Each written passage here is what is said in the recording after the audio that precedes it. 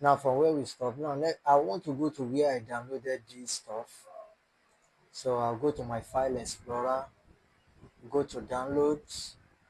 This is the stuff. I'm going to copy it, okay, and then go to my desktop where I have basic HTML. That's where I have my project. So I can put it right here. So I will rename it and call it background so that it's better that way. And minimize, go to my code to see it. Okay, now you can see I will now go to the section. That's where I want to use this image. Now I'm going to use this image on this section 1. Okay, so I'm going to copy this section 1 class. So we have this CSS.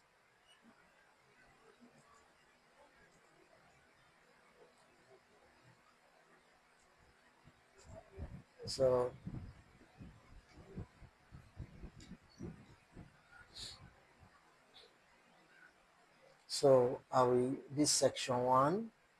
So I'm going to do it this way. So I'm going to put background. That's what I will use. We use linear gradient. Remember how we use it? I think we use RGBA 0,0,0,0.5, comma another RGBA,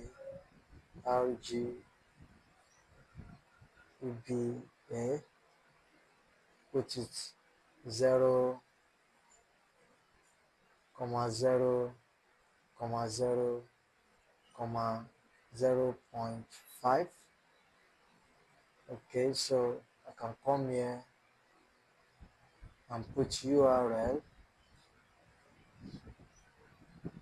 and put this one. Then let's put the image, put this background. You can see, let me, if I can format the, so that we see it, you can see it. Okay, let's see if it works. Anyway, let's see if it works.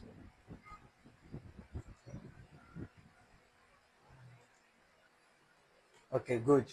I think it's working, but the reason is that we have not given the section width and height.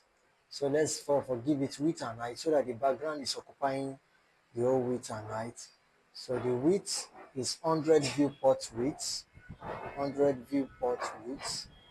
The height is 100 viewport height, 100 viewport height. Can see now. Let's see with this now. Let's try and see what is happening. You can see it now. You can see what we have here. If you change the text to white color, you will see what we have here. So now let's begin to use this stuff, the background stuff. We can use the shortcut. You remember the shortcut. So I'm going to stop.